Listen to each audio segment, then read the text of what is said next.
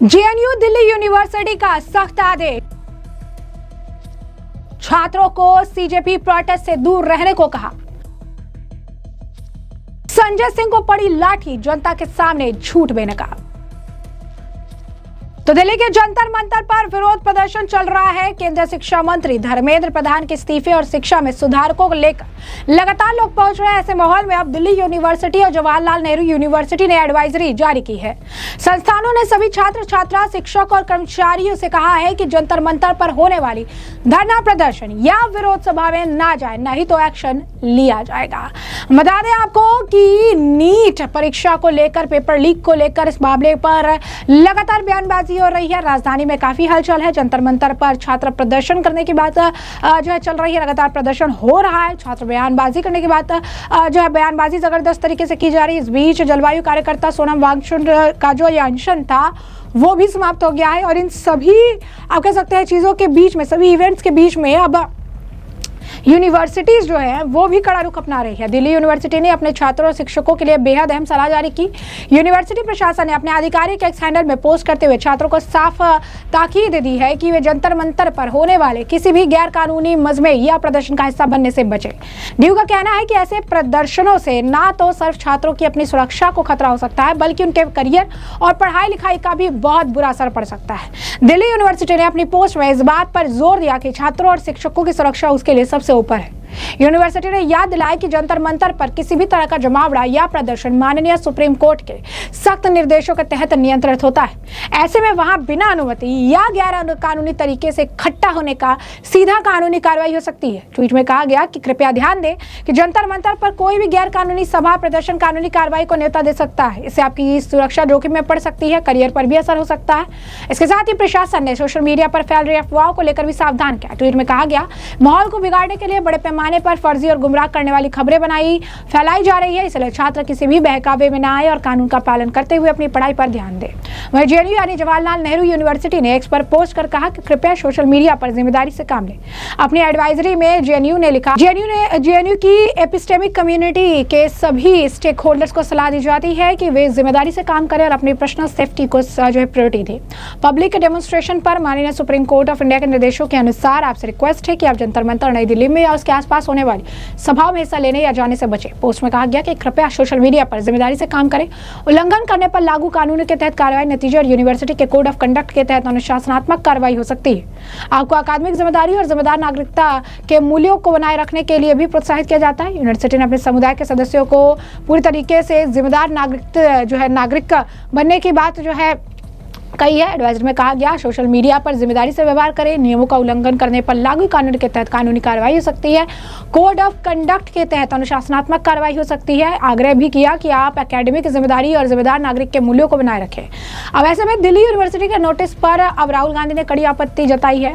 कांग्रेस नेता राहुल गांधी ने लोकतांत्रिक अधिकारों का इस्तेमाल करने पर छात्रों को धमकाने के लिए यूनिवर्सिटी की आलोचना की है। कांग्रेस नेता राहुल गांधी ने एक्स पर इसे लेकर पोस्ट कर लिखा कि छात्रों को उनके लोकतांत्रिक अधिकारों का इस्तेमाल करने पर धमकी की जो है हिम्मत कैसे हुई। याद रखें, जब समय आएगा तो आप ही इसके लिए जवाबदेह होंगे। ये नोटिस उच्च शिक्षा संस्थानों में चल रहे एक बड़े ट्रेंड के बीच आया है। बता दें आपको कि हाल ही में एआईयू ने छात्रों के विरोध प्रदर्शन के बजाय परीक्षाओं पर ध्यान देने के लिए कहा, जबकि Delhi university, IIT Roorkee, IIT Madras ने भी सलाह जारी कर छात्रों और स्टाफ को विरोध प्रदर्शन में शामिल होने, सार्वजनिक व्यवहार को लेकर सावधानी बरतने को कहा है। आईआईटी मद्रास ने भी एक्स पर लिखा कि किसी भी परीक्षा के भरोसे की असली नींव शिक्षक होते हैं, जो प्रश्न पत्र तैयार करते हैं, उनकी ईमानदारी, सच्चाई पर भरोसा करते हैं। नीट पेपर लीक के बारे में मीडिया की खबरों से पता चलता है घोटाले में प्रश्न पत्र तैयार करने वाले लोग भी शामिल हैं।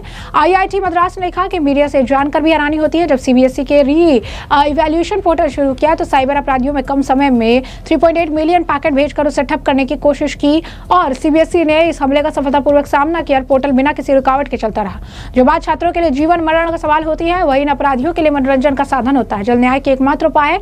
माननीय प्रधानमंत्री द्वारा घोषित फास्ट ट्रैक कोर्ट का कदम स्वागत योग्य है। इस बीच अब आपको बता दें कि संजय सिंह, आम आदमी पार्टी, कांग्रेस जो लगातार इस प्रोटेस्ट को हवा देने का काम कर रही है, जनता के बीच अब एक्सपोज होती जा रही है। जितना बोल रही है उतना एक्सपोज हो रही है। इस बीच पत्रकार ने जब संजय सिंह से कहा कि यहाँ पर आप प्रोटेस्ट करने की बात करते हैं, यहाँ पर स्टूडेंट्स जो है उनको लाठियां पड़ रही है, बाकी लोग लाठियां पड़, लेकिन आपके लोगों को लाठियां नहीं पड़ रही है, आपको नहीं पड़ रही है।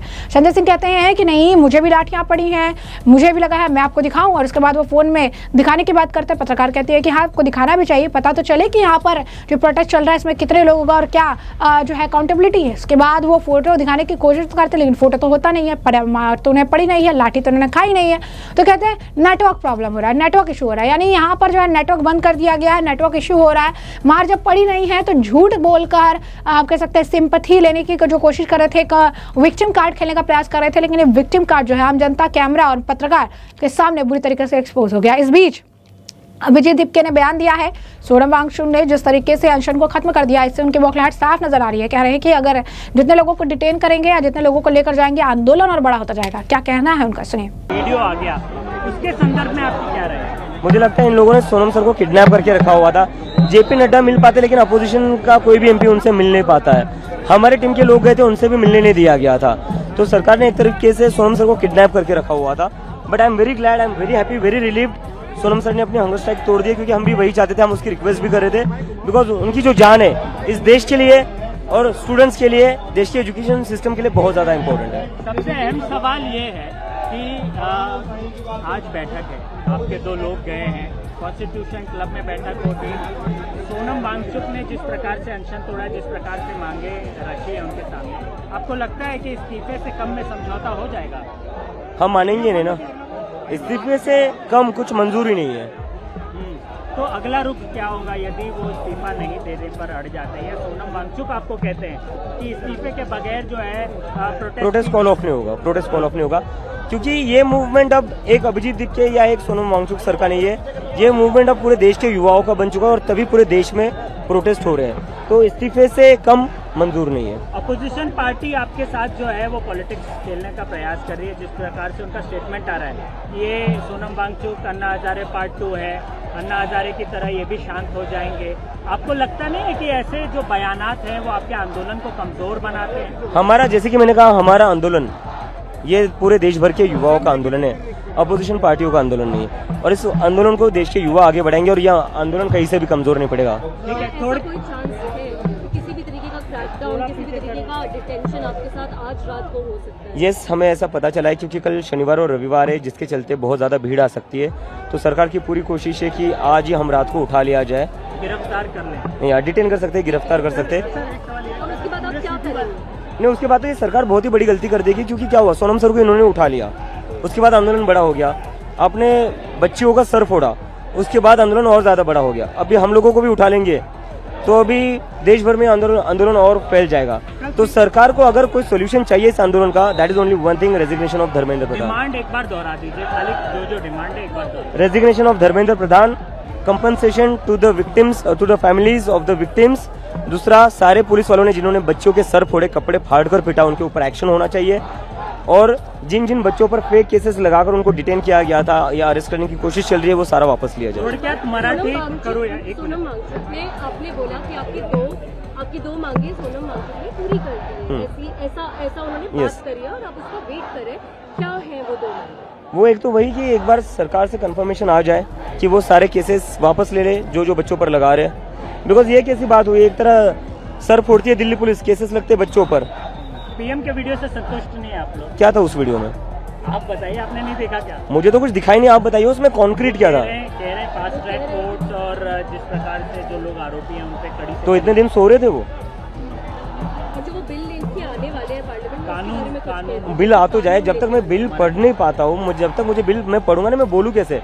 मैं मोदी जी जैसे हवा में तो बातें नहीं कर सकता ना। First I need to read the bill.